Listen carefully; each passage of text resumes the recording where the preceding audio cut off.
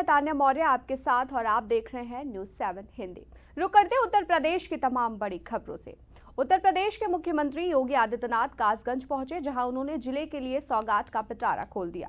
मुख्यमंत्री ने कासगंज जिले के लिए 724 करोड़ की 60 परियोजनाओं का लोकार्पण और शिलान्यास किया, जिसमें 191 करोड़ की लागत से बनाई गई कासगंज जिले की नवनिर्मित पुलिस लाइन का उद्घाटन किया और उसके बाद लाभार्थियों को स्वीकृति पत्र दिए।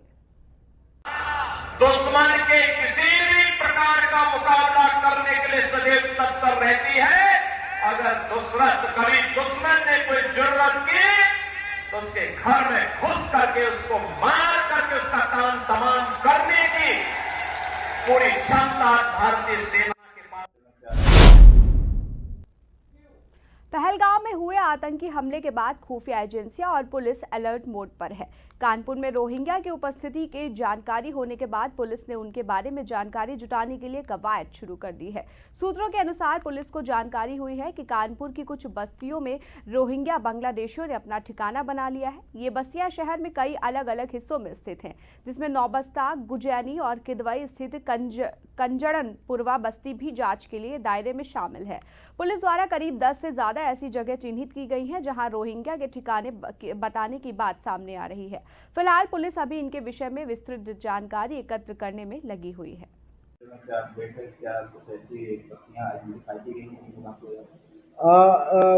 ये लगातार जो अभियान चल रहा है, इसमें जो रोहिंग्याज हैं और जो बांग्लादेशीज हैं, उनके जो पॉकेट्स हैं उनको हम लोग चिन्हित कर रहे हैं, उनके डेटाबेस हम लोग कलेक्ट कर रहे हैं और फिर उसके आधार पर जो भी दिशा निर्देश प्राप्त होगा उसके आधार पर आगे कार्रवाई की जाएगी।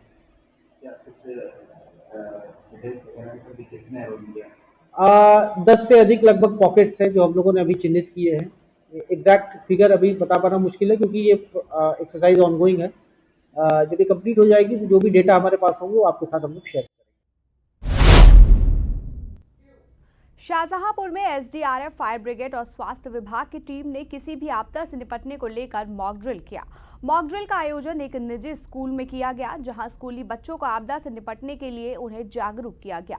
इस दौरान बच्चों को आपदा से बच निकलने और आग लगने की स्थिति में आग बुझाने के बारे में बताया गया। आपको बता दें, मॉक ड्रिल का आयोजन भावलखेड़ा ब्लॉक के एक निजी स्कूल में किया गया, जिसमें एसडीआरएफ की टीम, फायर ब्रिगेड की टीम और स्वास्थ्य विभाग की टीम मौजूद रही। पूरी मॉक ड्रिल एडीएम वित्त एवं राजस्व की निगरानी में की गई। स्कूली बच्चों को बताया गया कि किस तरह से स्कूल में या फिर घर में आपदा आने की स्थिति में उन्हें और उनके परिवार वालों को खुद को कैसे सुरक्षित रखा जाए।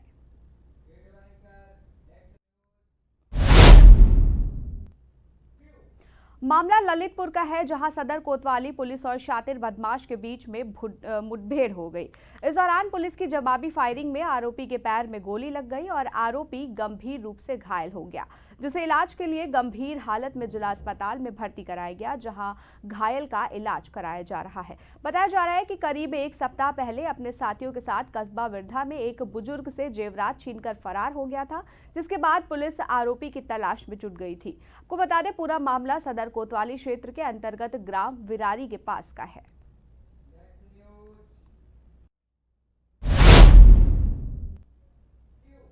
शाहजहांपुर में गर्मियों की छुट्टियों को देखते हुए बच्चों के लिए एक आइसक्रीम डे का आयोजन किया गया। इस दौरान बच्चों को बताया गया कि कैसे गर्मियों की छुट्टियों में बच्चे अपने और अपने स्वास्थ्य को स्वस्थ रखें और गर्मियों से कैसे खुद का बचाव करें। इस मौके पर कर्नल एकेडमी स्कूल की डायरेक्टर नीला चौधरी ने बच्चों से बहुत मीठे अंदाज में बातचीत की और उनको बताया कि पूरे 40 दिन तक की स्कूल की छुट्टी रहेगी और वो कैसे अपने घर पर अपना होमवर्क करेंगे और कैसे खान पान सही रखेंगे जिससे वह स्वस्थ रहे और अपनी दिनचर्या को कैसे सही रखना है, इसके बारे में उन्होंने बच्चों को समझाया। छुट्टियों से पहले बच्चों को स्कूल याद रहे और वो खुशी खुशी स्कूल से जाएं, इसके लिए हम आइसक्रीम पार्टी भी करते हैं, जिसमें बच्चे मज़े से आपस में डांस करते हैं, बातें करते हैं, गप्पे मारते हैं और ये एक्टिविटी जो है उनकी फेवरेट होती है, जिसको वो छुट्टियों में भी याद रखते हैं और जब स्कूल आने की उन्हें चाहत रहती है। छोटे छोटे बच्चे हैं, इन्हें स्कूल से डर नहीं लगना चाहिए, इन्हें स्कूल की याद आनी चाहिए। इसलिए जब इस तरह के प्रोग्राम्स हम बच्चों के लिए करते रहते हैं, वैसे भी करते हैं साल भर, लेकिन छुट्टी से पहले ये सबसे मस्ती वाला होता है, जिसमें मन भर के बच्चे आइसक्रीम खाते हैं। आपने देखा ही होगा, लास्ट में आके बच्चे ने बोला बहुत खा ली, अब हो गया। तो ये बच्चों की ज़िंदगी है जो जिसके साथ हम भी जीते हैं, मज़े करते हैं। जी क्या है? नहीं, पेरेंट्स तो हमारे बहुत ही कोऑपरेटिव रहते हैं, हमसे हमेशा कांटेक्ट में रहते हैं।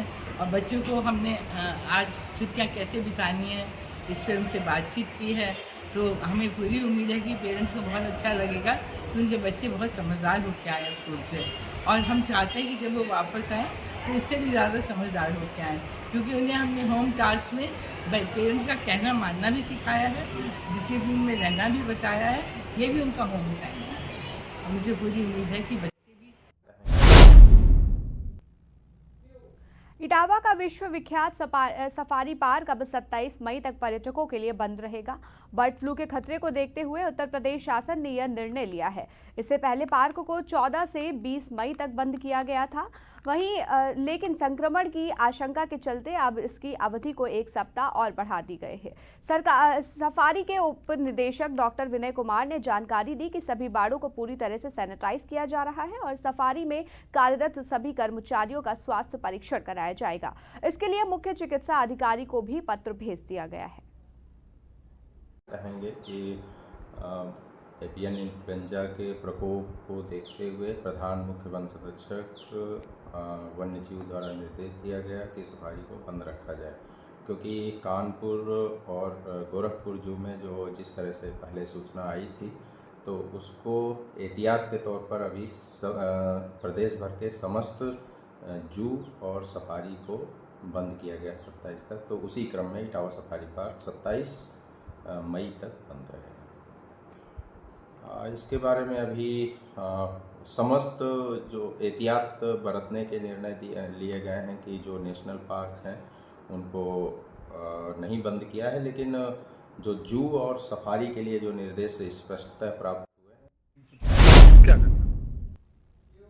मामला कानपुर का है, जहां बदमाशों ने प्रचून दुकान संचालक को गोली मार दी। बताया जा रहा है कि दुकान संचालक रात घर के बाहर लेटा था और उसी वक्त अज्ञात लोगों ने उसके सीने में गोली मारकर उसे मौत के घाट उतार दिया। गोली चलने की आवाज सुनकर छोटे भाई की पत्नी बाहर आई, लेकिन जब तक हत्यारे मौके से फरार। वहीं मामले की सूचना पुलिस को मिलते ही मौके पर पहुंची पुलिस ने शव को कब्जे में लेकर पोस्टमार्टम के लिए भेजा और मामले की जाँच में जुट गई। क्या घटना हुई? भैया लेटे थे और घर पे ऐसे अंदर थे वो। हम खेत पर गए थे और वहाँ पे वही 10:40 बजे 10:30 बजे किसी ने गोली मार दी। क्या करते थे भाई आपके? भैया दुकान पे अकेले बैठे थे। दुकान क्या लगता है किसी से कोई दुश्मनी है, किसी से कोई लड़ाई झगड़ा कभी कुछ हुआ हो? लड़ाई झगड़ा किसी से जल्दी होगा नहीं है ना, करते हैं लोग। आपको कब घटना की जानकारी हुई? आप लोग कहाँ थे तब? हम खेत पे थे। और घर परिवार के लोग कहाँ पे थे? अंदर थे। फिर आपको कैसे पता चला? घर परिवार के लोगों को कैसे पता फोन चला? गया, जब आवाज़ आई तो घर से भीतर से निकले सब लोग, बिटिया मेरी और मेरी वाइफ। इसके बाद में जब उन्होंने फ़ोन किया तो मालूम हुआ, तो हमको बच्चे बुलाने गए थे तो हमको मालूम हुआ, तो वहाँ से भागते हुए चले आए थे। कहाँ पे गोली मारी गई इनकी? सीने पे। मौके पर ही मौत हो गई थी क्या? हाँ, पुलिस आई थी बाद में? पुलिस आई थी।